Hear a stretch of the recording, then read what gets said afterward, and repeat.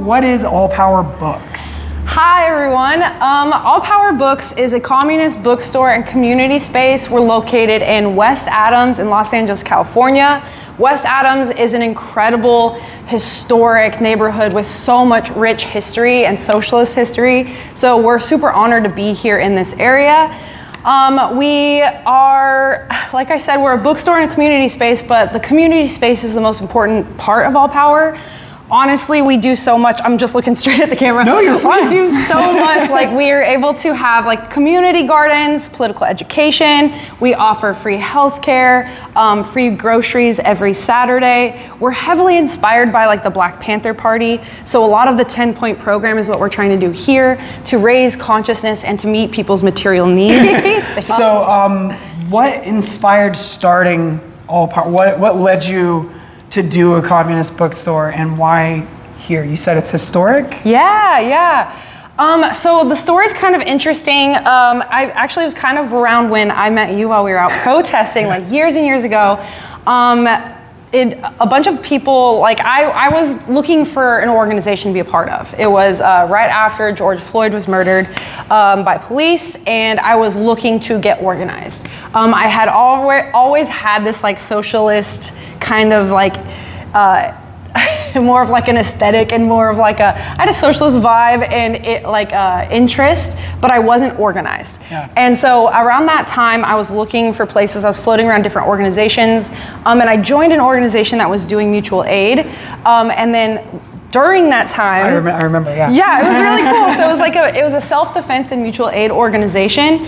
And during that time with my partner, we were, back in the day, pre-COVID, we were just, how do you survive in a capitalist country? So we actually were looking to start a record store pre-pandemic. And yeah, we were like, oh yeah, I'm in the music industry, he's a musician. So we were gonna do a music store, record store with like radical music, and we wanted a mutual aid section. And then as we started organizing and doing mutual aid, we were like, what if we did a mutual aid store with a music section in it and like flipped it? And then we were like, that could work. What if we did like a community space where we were able to do a lot of this stuff and we had like a section for records? And we asked a couple of the people who we organized with if they would be interested, and we literally looked around various neighborhoods all over Los Angeles. And West Adams, why we wanted to come here was because, one, it's a food desert. It's historically split from the rest of Los Angeles. Once they built the 10, they split the white areas with the black and brown areas. So we're right at that cusp. Yeah. And in this area specifically, there's a lot of single family homes. So most people own their homes here. Yeah. And so we figured that with its history too, it had one of the largest Communist Party membership in Los Angeles. Yeah, back in the 20s and 30s. Oh, cool. It was also a spot for Black radicals and musicians. So lots of jazz artists would go and play up for the white clubs in Hollywood and then come back down to West Adams. So with all of that in mind, we went around and we canvassed before we opened up and asked people in the neighborhood if they were interested in something like this. And we met with the neighborhood council, shout out Yolanda. Nice. And she was so excited about a space like this. So we opened up, and it's kind of, the rest is history. Political education was the most important kind of part of all of this. That's why we wanted a community center, but we don't believe in charity. Yeah. We believe in solidarity. It has to be reciprocated. There has to be a purpose. There has to be a tip of the spear that's able to cut through propaganda. We don't just hand out food. We don't just give people free healthcare. So political education was super important to us. For the longest time, we were able to work with various groups that would offer, what were the first? We had a teach-in on Cuba. We've had book studies. We do a lot of political theory, lots of Lenin, Mao, things of that nature. We've had author Q&A. So we've had, what is his face? Vincent Bevins with his, not the Jakarta method, but the other one. Why can't I think of it? But basically, we'll have like an author come in and premiere their book and talk about it. We've had cultural events, but I'm actually the political education chair at All Power. Sick. And so we're able now to, instead of like having a lot of people come in and teach, we're developing our own programming. Oh. So that's been hard. We do we did So a you're Marxism evolving. 101. Yeah, exactly. Everything. That's like the whole part of this. The whole point is like, like we just read Mao's On Practice. So the whole thing is like praxis and then theory and then like praxis and like seeing what works, testing it out, doing crit, self-crit, evaluating what works, what didn't. So we're always testing stuff out. So you'll see All Power just like throwing random shit. Like we're doing a book study on Discourse on Colonialism by Césaire. I don't know how to pronounce it, but this Saturday, usually we offer classes in the evening, but we're trying a 3 p.m. time slot just for like Experimenting. Yeah, experimenting with what our audience can come scientific to. socialist. Exactly, Jamie. Exactly. We're not utopian. We don't just like go forward with our feelies and our, what feels good. Hopes and wishes. Exactly. We have to be scientific about it, and there's a method to all of the madness. We've attempted so many things that have failed and felt like had us fall on our ass. Am I allowed to cuss? Yeah. Okay, figure. But we're not afraid of being embarrassed, and we're not afraid of like trying and failing. And so that's like how we learn, and we've failed a lot. But it makes us better organizers and a better community for it. Dare to struggle. Yeah, exactly. It's our 5th year anniversary coming up here soon, which is fucking crazy because we signed a 1-year lease in our old spot. Wow. Because we're like, how long could a communist bookstore last?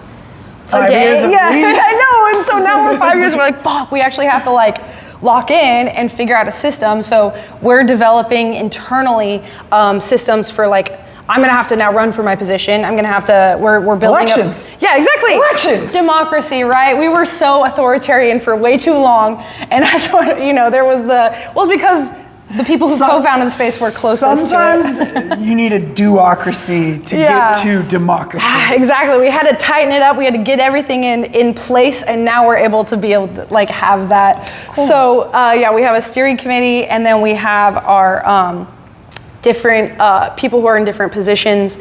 We are able to have like retreats as an organization where we're developing our like political program, because we're not a party and we're also not a nonprofit. So we're this weird in between of like this new anti-capitalist experiment in like just communist organizing, where we are able to fund ourselves through the volunteer work that we do, So that pays like a us in like not-for-profit. Yeah, exactly. Yeah. This is our front desk. This is where the magic happens. So this is where I'll check people in, check people out. I'll sit here during some events. We do have these posters that are always for sale, 1312. ACAB or 2 for 20. We're missing some, obviously. Then we have over here our book section. We need to restructure it because we have all of our new books right here, and our used books are over here, but then they're also over here and they're also over here. So we're trying really hard to not be like an anarchist info shop vibe. We're trying to be like very professional and legitimate, but we still have some quirks we gotta figure out. So yeah, we'll carry books like Black Shirts and Reds, Wretched of the Earth. Obviously, we got Lenin, Pedagogy of the Oppressed.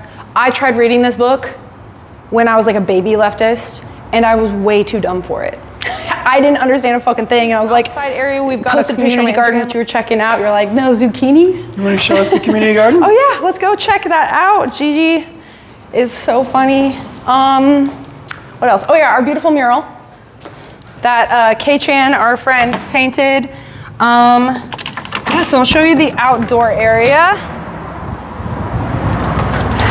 So, fun fact about this area is it was a dump site. When we first moved in here, this is where not even just the neighborhood, but pretty much this, I don't know, anyone going on the freeway would come and dump trash. There was paint and needles and baby strollers and just like car parts all piled up to here, and it was really dangerous and stinky, and there was like rats and like, it was pretty bad. And we cleaned it up and we turned it into a community garden. So now, I don't know what we got in here, nothing really crazy. This is some sort of squash or zucchini, and there's strawberries down there, it looks like. Careful, there's a pricks. Spiky. We got lettuce in here. Ouchie, it got me. This is our fig tree that was like this big when we planted it, and it's huge now, and you can see all the figs coming in. We got Egyptian walking onions here. These are cool because the bulb will fall into the soil and it'll plant a new plant and then it'll walk. So yeah, and then we've got, basil. It needs to be watered a little bit. And the tomatoes I'm super proud of. Like, I mean, I'm stolen valor. I didn't do any of this. I'm just, look what we did. Yeah, so we got mass amount of tomatoes. We got this pallet that we turned into a little planter. Some strawberries, some tomatoes here. That's genius. Yeah, it's a cute, we're gonna try to do the whole thing to block the like trash. That's so smart. Yeah, what else do we have? Oh, some peppers growing on here. I don't know what kind of chilies or peppers these are. I've fallen behind Everything so far. changed I'm so like, fast. now I can't do anything. So. Every time I go to like take a vacation, I come back and I'm like, I don't know how to do anything. So. Yeah, exactly. Oh my gosh, it's crazy how tech is moving, and I'm proud of you because it's cool. Like we met doing actions and working. I remember when you got arrested outside of the mayor's house. That was a long time ago. That was crazy. Yeah. And I always knew you were a baddie and a real one. And so I'm just so happy. I'm so happy we were able to make this work. Thank you. No, the crazy thing, and I gotta say it, because I said it to you before, but I didn't get to say it on camera. You're kind of the reason I'm still in Los Angeles. Stop. Because you posted mutual aid for me, and it literally kept me housed for a couple months while I navigated. Yeah. I was able to get a job, and I stayed in LA. Thank you. Oh, of course. Sometimes I feel so bad because I'm like, I really don't think that what I'm going to do is help. It was just a calming thing to do. Like, you just did mutual aid, and it really helped me out. Get this flyer out there. Yeah, no, I'm glad because that would have been horrible. I mean, wherever you would have went would have benefited from having you there. But probably, but I didn't want to leave K-Town. Yeah. So I was really glad to stay. I ended up managing urban soil for 4 years. I was at what's known as the LA Eco Village. So cool. I've been here, I stayed, I made an impact, so thank you. Yes, oh my gosh, thank you. This is so fun. We never get to talk about our project in this way, so I feel so like look at us. It's like projects in your project, right? Yeah. And so now you're getting to step process. back and kind of talk about. And when I'm doing my Marxism 101 course, like we talk about how we're in this space where there's revolutionary class consciousness building, but we're in a cycle of immiseration of the proletariat, which leads to like when you suffer, you figure out why you're suffering, and that leads to class consciousness. Hopefully, usually, a lot of people are taking it the wrong way, and they're like, it's the immigrants' fault, it's the Jews, it's like blah, blah, blah. And so we're trying to just like catch people before they fall all the way back and recognize like, the actual, it's the billionaires, it's the system, it's all of this like colonization, modern day colonization and like imperialism and all these things. So to get out of the duopoly, I think things are just gonna, continue on the course that they are. They're getting bad enough for people who weren't politically active to be politically active now. We're living through live stream genocide, the Epstein files, the grocery prices are insanely high, gas is insanely high. And unfortunately, because we live in the imperial core, the center of where everything is, it's really easy for people to just go like, well, I just want to go to the movies. I just want to play my video games. I just want to I'm not political. That's still such an easy thing for people to fall back on. And because we live in the most individualistic and hyper-consumer country, it's so easy. We got bread and circuses for days. People are chilling. But as it gets worse and as people, it's so in your face now, I think that a lot of people are going to gain consciousness. Socialism has so much of the popularity right now is higher than it's ever been. So people are getting organized, and that's all I see. I know it's really easy for people to go we're doomed, the enemy is too great, people are too selfish, nobody wants to go touch grass or whatever. Nihilism. Yeah, exactly. Nihilism, it's easy. That's the opposite of socialism. Exactly, and it's so easy for Americans to get into nihilism because it's just you don't have to do anything. It's with our culture. Exactly. Individualists and atomized. Exactly. And so we're just trying to nchange that. How do you talk to your neighbors? How do you come in here and solve a conflict? How do you work with people who annoy you? How do you work with people you have a crush on? How do we navigate these experiences as human beings and try to build that that community that we like long for, that will inevitably help us break out of this system. Up too, though. I got some things to say to her. Me and Nithya have beef, and if you got 2 seconds. I have so much beef with Nithya. So Nithya is supposed to be the progressive housing candidate, and she keeps doing these amendments for Measure ULA. And I'm currently the treasurer for Beverly, Vermont Community Land Trust. Decided to do an amendment. Didn't check in with the coalition. What? Didn't do any. Individuals, bro. Yeah. That's crazy. And so I have actual beef with Nithya right now. Bro, literally. And if she wants to win this election against the establishment Democrat, she's gonna need to tap in, because these committees were what she pledged to. Exactly, and that's what's so frustrating is like I also canvassed for Nithya when she had her campaign, and back in the day, like back when we were bright-eyed and bushy-tailed in like 2020, and you know, when things were like a little bit more hopeful, I was really excited, and I went to an event in Silver Lake, Echo Park, and I ran into her, and it was some like cool, like it was really edgy. It was like a very radical event, and she was there, and I was like, I remember I told my partner, I was like, hang on 1 second, I have to go meet her. And it was like, we live in LA. I run into celebrities all the time, and I'm just like, okay. Yeah. But I saw Nithya, and I was like, and I went to go shake her hand, and my hand was like this. I was so nervous. It was like it was my first time ever like fangirling over somebody. Because you've met like famous people. Yeah, I'm like, bro, like for some reason I was just so inspired by her. She was so cool, and I just believed in her. I couldn't believe it. Her campaign was really inspiring. She used the energy of all the radicals in LA to get elected, to spin our fucking face and stab us in the back. And now I'm pissed forever. So when I saw she was running for mayor, and then she had all these like out of town, I'm a transplant, but I've been here for 10 years. But like a lot of people who just moved here were like, Nithya, and I was like, you guys haven't been through the pain of what she did to us. Yeah. But if anyone's not from LA, this is gonna be the most boring thing ever. But it gets spicy out here. Every time Nithya comes up, I can't help but do like a 5-minute. I'm gonna fight her. I literally want her to pull up. I hope she pulls up here, because I literally will be like, you know what I mean? I want her to give us a reason to vote for her. Yeah, exactly. That's it. That's all I want. If she could just like. Yeah, because it's gonna be heard. Give us a reason to vote for you. Yeah, if you're listening, Nithya, like, do you want to be just like the Democrats? I think she does. No, she doesn't. Do you? Do you? Prove us wrong. Exactly, bro. I'm gonna clip the shit out of that. I know. I'm sure your followers already know, but I'm just interested. Is there anything that All Power can do to help support your organizing, or what's your next step? What's the future look like for you? That is a really good question. We have started doing monthly membership meetings, and we're starting to build momentum towards building out the membership base. Bro, that's the hardest part. Tenants. Yeah. Okay. So all the tenants will show up to the meetings, because of course they're tenants, they live in the land trust. Yeah. And now the goal is to find more community organizers or just volunteers that are like housing minded. But that's the thing about a land trust, is that we're a pretty standard organization. Okay. Like we're a real estate organization. Yeah. So that's not very radical. Like what we're doing is pretty much business. Yeah.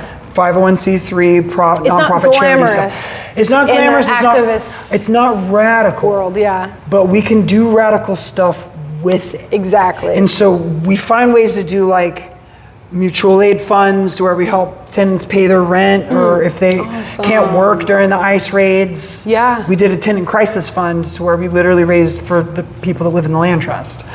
I mean, the organization exists to take housing out of the speculative market. Yes. That's the reason a land trust exists. Yeah. So we're just trying to grow, acquire more properties, stabilize the ones that we have. Now we're in a massive, we need to build membership, build momentum, and just get more people sort of like aware of the work that we're doing. Yeah. Because we got an expanded, like we got a few other properties. While I was at the Eco Village, I kind of got that cleaned up and organized, and they're still trying to figure out where they're going and what their future looks like. But now I'm trying to figure out, like from the treasurer seat, how are we going to just like get more momentum? Yeah. Because we are literally trying to decommodify housing. And that should be supported, and it's something everyone else can really support. Especially in LA, where it's like, even if you're not a land trust, anyone would benefit Just by from being it. able to learn so much. And this is incredible. Thank you. Your work speaks for itself. I'm literally just one person in an entire organization and a machine that is running pretty much without me. So I'm not taking any credit for what this whole space has done. It is an amalgamation of every heartbeat that has been in this space. So I'm honored to be here. I'm honored to represent the organization, essentially. Well, thanks for sharing it with us. Of course. Thanks, Jamie. Yay! That went so well. fun. All right, get the mics. I'm sweating. It was like an hour. I know. I was like, you're gonna have a long edit sesh. I'm gonna probably clip the shit out of it.